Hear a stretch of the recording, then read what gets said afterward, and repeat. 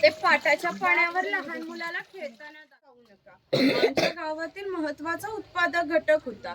हा एकमेव धान्याचं उत्पादन करीत असे आणि 12 बलुतेदार खोत व राज्यांना धान्य पुरवण्याचे महत्वाचे काम हा शेतकरी करीत असे. आमच्या ग्रामीण अर्थव्यवस्थेचा पायाभूत घटक हा शेतकरी होय. पूर्वी त्याचं घर असायचं तसंच आम्ही येथे उभारलं आहे. ही जी चूल आहे तिला कोकणी भाषेत पिरसा असे म्हणतात. ती सतत पेटती ठेवली जायची कारण पूर्वी घरामध्ये लायटर किंवा माचीस नव्हता. शेतकऱ्याच्या बायकोला जर स्वयंपाक बनवायचा असे तर ती इथले 2-3 निखारे घेऊन स्वयंपाकघरातली चूल पेटवीत असे. जर हा विस्तव विजला तर घरामध्ये 2 गारगोट्या ठेवल्या असत. त्या एकमेकावर घासून हा विस्तव केला जात असे. ही कोयनी आहे. हिचा वापर मासे पकडण्यासाठी केला जातो. पाठीमागे वेलीने बांधून ती पाण्यामध्ये ठेवली जाते. अंतर्गत रचना अशी आहे की आत गेलेला मासा बाहेर येत नाही. ती शेणाने सारवलेली टोपली आहे. तिला कणगी असे म्हणतात. शेतकरी धान्य साठवण्यासाठी तिचा वापर करतो. कोकणातील शेतकरी भात, नाचणी, हरिकवरी इत्यादी धान्य पिकवीत असे. ती यामध्ये साठवून त्यावर चिरफळाची फळे पसरवून ते झाकण लावून बाहेरून शेणा मातीने लिंपून घेत असे. त्यामुळे आतील धान्य 2 ते 3 वर्ष सहज टिकत असे. ही शेतकऱ्याची बायको आहे. ती शेतकऱ्याची मुलगी आहे. तो पाळणा आम्ही शेतकऱ्याच्या घरात कायमस्वरूपी टांगून ठेवला आहे. कारण शेतकऱ्याच्या घरी दरवर्षी पाळणा हलत असे.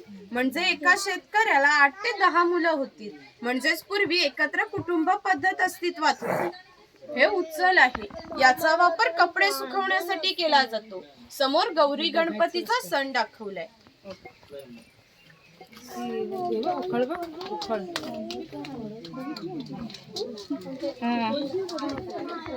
पहिले लहान मुलांचं ते बघ, लहान मुलं कशी सायकल खेळायची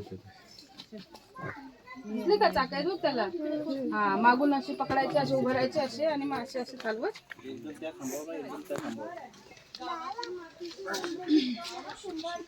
जे दिवस आले की पणत्या तयार करून त्या प्रत्येकाच्या घरोघरी पोहोचवण्याचे काम हा कुंभार करीत असे.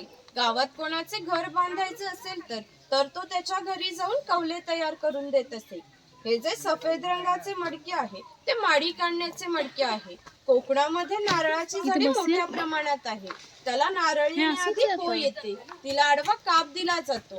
बाजूने विशिष्ट प्रकारचा झाडपाला लावला जातो. तो झाडपाला आतील माडी शोषून घेतो आणि थेंब थेंब गळणारी माडी हे मडके वरचेवर लावून त्यामध्ये साठवली जाते.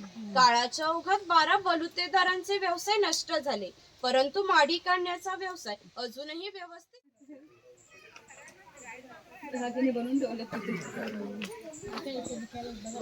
हा सोनार आहे. सोनार हा गावातील महत्वाचा घटक होता. गावातील महिलांना लागणारे दागिने व विविध देवतांना लागणारे दागिने हा सोनार बनवून देत असे. याच्या या अप्रतिम कलाकुसरीमुळे त्याच्या दागिन्यांना जगभर मागणी होती. शिमगा, नवरात्र व अन्य वेळी ग्रामदेवतेला दागिने घालण्याचा मान हा सोनाराचा असे. 5000 वर्षापूर्वीचा इतिहास आहे. या बंदरांमधूनच भारतीय व्यापाऱ्यांनी जगाशी व्यापार केला. येथून निर्यात होणाऱ्या वस्तूंमध्ये हस्तकौशल्याच्या वस्तू, हस्तिदंती वस्तू, कलम, कापड, शंख, शिंपले, हिरे, माणिके इत्यादी वस्तूंची निर्यात हा वाणी करीत असे. त्याबदल्यात सर्व जगातून भारतामध्ये सोने येत होते. भारताने जे सुवर्ण युग अनुभवले त्याची प्रवेशद्वारे ही कोकणची कौशल्यवान आहेत ते आम्ही येथे दाखवले आहेत. त्यापैकी हा सुतार. सुताराचे खरे काम शेतकऱ्याला लागणारी लाकडी अवजारे बनवून देणे. हा सावंतवाडीचा सुतार आहे. सावंतवाडीच्या लोकांचे लाकडावरील कोरीव काम हे जगप्रसिद्ध आहे. याच्या काही हस्तकौशल्याच्या वस्तू तुम्हाला आमच्या हस्तकला विक्री केंद्रात पाहायला मिळतील. इकडे दरवेशी दाखवले अस्वलाचा खेळ करणारा आणि इकडे गारुडी दाखवले सापाचा खेळ करणारा.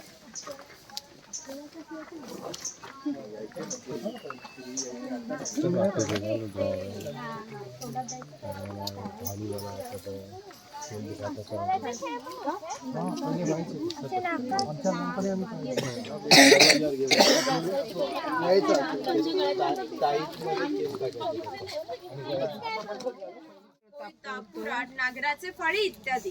500 वर्षापूर्वी कोकणाची राजकीय परिस्थिती अस्थिर होती. बरेचसे लोक सैन्यामध्ये होते. त्यांना लागणाऱ्या लोखंडी ढाली व तलवारी हा लोहार बनवून देत असे. याचे वैशिष्ट्य म्हणजे अजूनही कोकणातील खोत व मराठा यांच्याकडे काहीशा वर्षापूर्वीच्या तलवारी आहेत. त्यांना अजूनही गंज आलेला नाही. त्याची दर दसऱ्याला पूजा केली जाते. मोठ्या प्रमाणात करत असत. शेतकरी आपल्या बागेतील खोबरे स्वतः तेलाकडे नेत असे व तेली त्याच्या देखत तेल पाडून देत असे. हा तेलाचा घाणा आहे. याला खुंटा असे म्हणतात. यामध्ये सुके खोबरे घातले जाते. हे जे उभे लाकूड आहे त्याला कोकणी भाषेत लाट असे म्हणतात. ही लाट या आडव्या लाकडाला अशा तऱ्हेने बांधली जाते की जेणेकरून ही लाट उभी राहते. जोखडाला बैल बांधला जातो. या आडव्या लाकडावर दगड ठेवून स्वतः तेली त्यावर बसतो. हे सर्व वजन घेऊन बैल गोल फिरवला जातो. त्यामुळे आतील खोबरे रगडून तेल निघते. हे तेल भरून काढायचे असेल तर प्रथम जोखडाचा बैल सोडायचा. जोखड बाजूला केले जाते. आडवे लाकूड बाजूला करून लाट बाजूला केली जाते व आतील तेल भरून काढले जाते. पुन्हा नवीन तेल पाडायचे असेल तर पुन्हा सर्व क्रमवार जोडून नवीन तेल पाडले जाते. म्हणजेच पूर्वी तेल याला 5 ते 1.5 पसा तेल पाडण्यासाठी 1 ते 1.5 तास मेहनत घ्यावी लागत असते. स्वातंत्र्य नव्हते. प्रत्येकाला आपापल्या जातीचाच व्यवसाय करावा लागत असे. म्हणजे बांबूंच्या वस्तू बनवून देण्याचे काम हा पुरुष करीत असे. हे सूप आहे, ही फुलांची परडी आहे, ही रोवळी आहे. हिचा वापर धान्य धुण्यासाठी किंवा आजही धार्मिक कार्यात केला जातो. जेव्हा आपल्याकडे शुभ कार्य असते तेव्हा आपल्या घरातील कुमारिका किंवा सौभाग्यवती स्त्रिया ह्या रोवळीमध्ये दिवा लावून त्या हातात घेऊन उभ्या असतात. जर शुभ कार्य पार पडेपर्यंत हा दिवा विझला तर ते अशुभ मानले जाते. अजूनही आमच्या चाकरमान्यांचे मुंबईला जर लग्न असते तर ही रोवळी गावावरून मुंबईला पाठवली जाते. मुंबईला सर्व काही मिळते पण ही रोवळी मिळत नाही.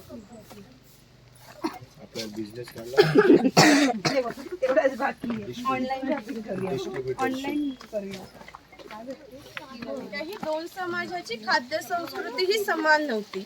म्हणजे कोकणी माणसाची चविष्ट अशी खाद्य संस्कृती आहे. आम्ही कोकणी माणसे आमच्या जेवणात भात व मासे मोठ्या प्रमाणात खातो. कोकणात आल्यावर माशाची आमटी, उकडीचे मोदक व भाजणीचे वडे न खाणे म्हणजे कोकण न अनुभवल्यासारखेच आहे. पूर्वी घरांमध्ये दगड मातीच्या वस्तू असत. हे जे जातणीसारखे दिसते त्याला घिरट असे म्हणतात. जातणीमध्ये धान्य दळून निघते. घिरटामध्ये भात घातला जातो. अख्खा तांदूळ बाहेर येतो व कोंडा बाजूला होतो.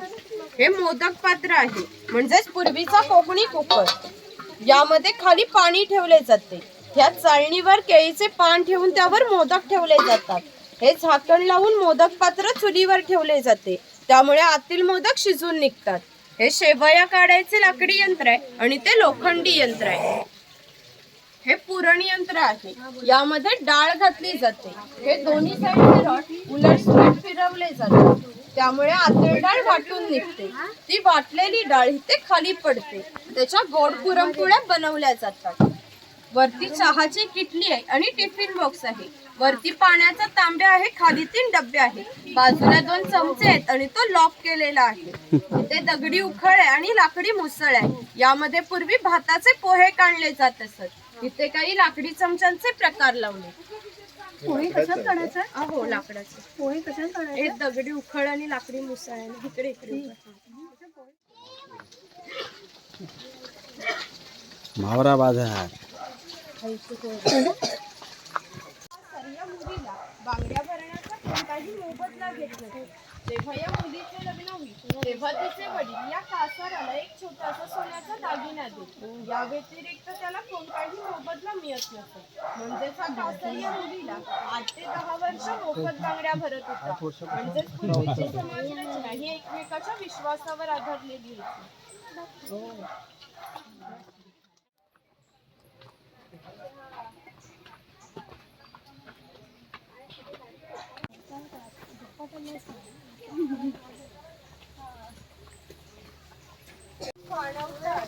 पूर्वी प्रत्येक प्रत्येक गावामध्ये भरपूर मोठे जंगल होते, त्यामुळे गावात पाणीही मोठ्या प्रमाणावर उपलब्ध आहे. गावात ज्या ठिकाणी उंचावर बारमाही पाणी असते तेथे धरण बांधून प्रत्येकाच्या घरोघरी पाणी पाटाच्या साह्याने नेले जात असते. ग्रामदेवतेनंतर पाणवठा हे एकमेव ठिकाण आहे जिथे सर्व गाव एकत्र येत असते. लहान मुले अंघोळीसाठी व मासेमारीसाठी येत, स्त्रिया पाणी भरण्यासाठी व कपडे धुण्यासाठी, गुराख्यांसारखे व्यावसायिक गुरांना पाणी पाजण्यासाठी या ठिकाणी येत असत. वरती खवल्या मांजर दाखवलंय. खवल्या माझं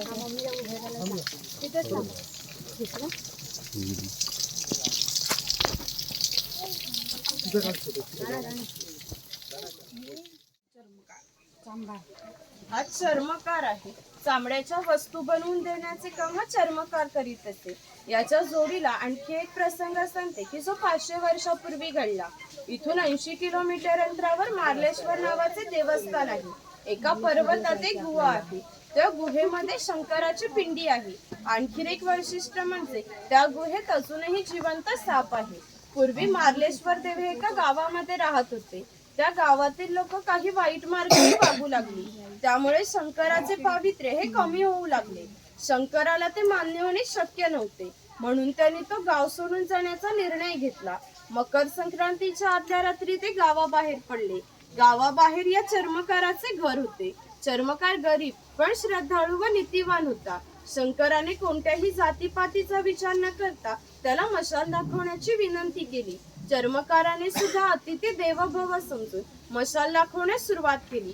आज ज्या ठिकाणी मार्लेश्वर देवस्थान आहे त्या ठिकाणी गेल्यावर शंकराने आपले खरे रूप प्रकट केले व त्याला दर्शन दिले. त्याला सांगितले की आजपासून मी याच ठिकाणी राहणार. या गोष्टीला जवळजवळ 500 वर्ष होऊन गेली, परंतु दरवर्षी मकर संक्रांतीला शंकराची मूळ गावातून पालखी निघते. तिला मशाल दाखवण्याचे काम चर्मकाराचा आजचा वंशज करतो. म्हणजे मार्लेश्वर हे असे देवस्थान आहे की तिथे कोणताही जातीभेद मानला जात नाही.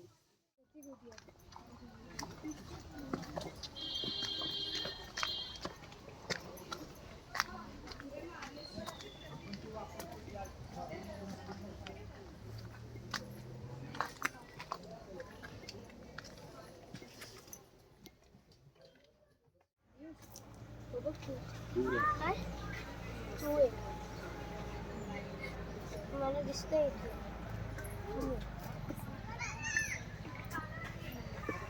मराठी शब्दाचा अर्थ ज्याच्याकडे भरपूर धन आहे. पूर्वी हा धनगर समाज इतक्या दुर्गम ठिकाणी राहत होता की तिथून त्याचा पहिला बस स्टॉप देखील 10 ते 12 किलोमीटर अंतरावर असे. हे लोक ज्यावेळी गावामध्ये येत असत त्यावेळी त्यांच्या पायामध्ये चामड्याच्या वाणा, हातात घुंगराची काठी व खांद्यावर फाटकी घुंगडी या वेशभूषेत येत असत. असे असले तरी प्रत्येक धनगर हा 100 ते 125 गायींचा, 5 ते 25 म्हशींचा मालक होता. प्रत्येक गायी म्हशीची किंमत ही 8 ते 10 हजारापर्यंत होती. या सर्वांची जर विक्री करायचे म्हटले तर त्याची किंमत काही लाखापर्यंत जाते. इतक्या धनसंपत्तीचा मालक हा धनगर होता. कोकणी लोकांचे राहणीमान साधे असल्यामुळे त्याची ही राणी अशी साधी होती. इथे बकरीची गोठी आहे. जंगली श्वापदापासून संरक्षण होण्यासाठी ती अशी उंचावर बांधली आहे. त्याच्या आतमध्ये 2 बांबूंच्या मध्ये फट आहे, कारण त्यांनी केलेला मैला यातून बाहेर त्याच्या आतमधल्या भागाचे तुकडे करून या पहिल्या 4 मडक्यांमध्ये पाण्यासोबत उकळवले जाते. जो लाल रंगाचा पाक तयार होतो तो 5व्या मडक्यामध्ये एका विशिष्ट तापमानामध्ये उकळवला जातो. तो पाक सावलीत सुकत घालून त्याच्या वड्या पाडल्या जातात. कात तयार होण्याच्या प्रक्रियेला 3 ते 4 महिने लागतात.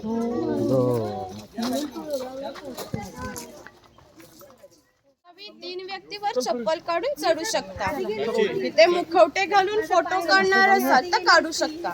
पुढे आमचं शॉप आहे, तिथे काही खरेदी करणार असाल तर करू शकता. आणि तिथे आवाज कर एकदा. हात कर ना अशी हे कर. पुढे पुढे आता दुसरं घे.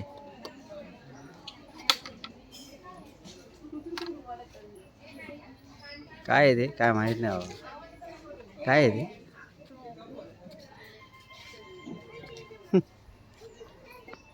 ये आता इकडे घोड्याजवळ आहे. घोडा वाघ पण आहे. वाघकडे तू नाही जाणार.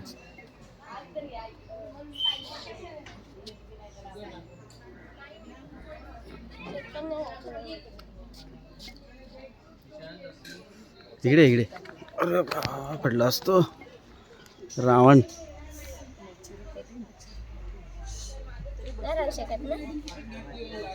हा बदल हात सोड ना खाली. मान घे वरती अजून. चप्पल काढून चप्पल काढून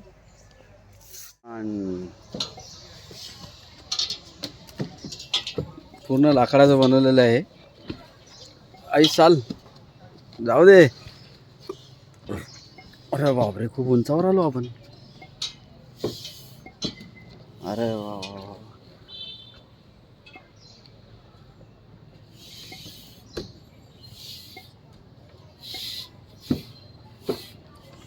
ह्याच्यावरून हे करायचे ना, हे बघ वॉच ठेवायची. हो, कुठून आले कुठून नाही असंच आहे ना.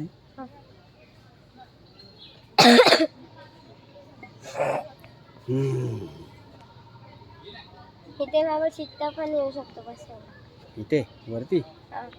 त्यांची आवडती जागा झाडच. आई त्यांना सांगा एका वेळेला 3 झाडे बस. हे बघ, सोनं द्या आणि सोनं द्या. काय ते झाड. हा ते माहिती आहे. पण ते लाकूड आहे. मी एकटा आता येतोय.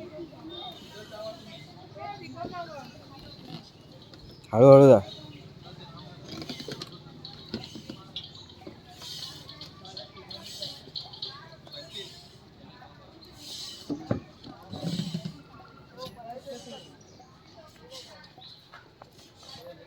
त्याला बघायला तो दोघं जातो.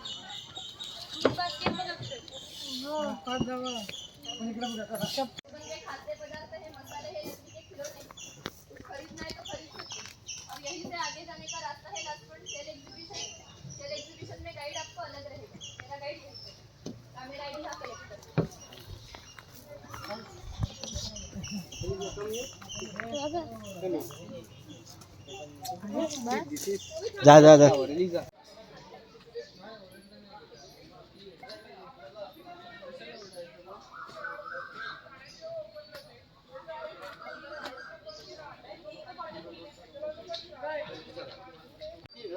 इकडे नाही. हा नाही भूत येतो. भूत नाही रे, हे गाव असतात ना त्या गाव.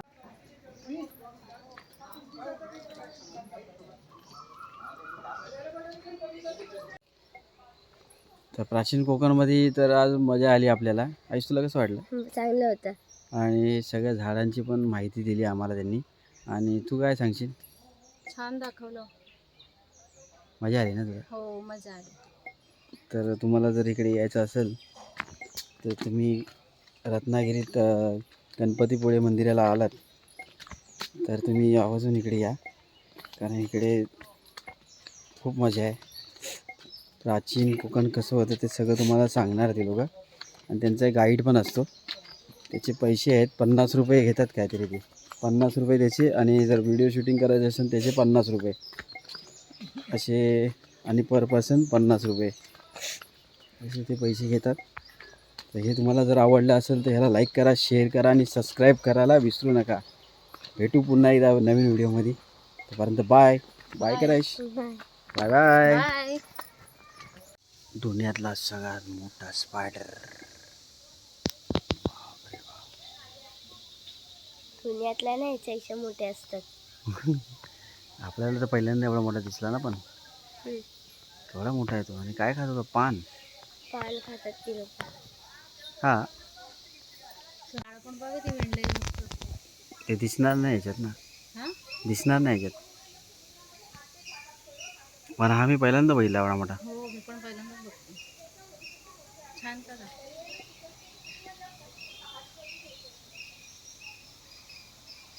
किती दिवस लागतात त्या लोकांना मिळायला हे? आणि काय करतात मिळून ते? तर हे जाळं याच्यासाठी बनवतात की त्याच्यामध्ये एक किडे विडे फसले ना हा तर लगेच ते खातात.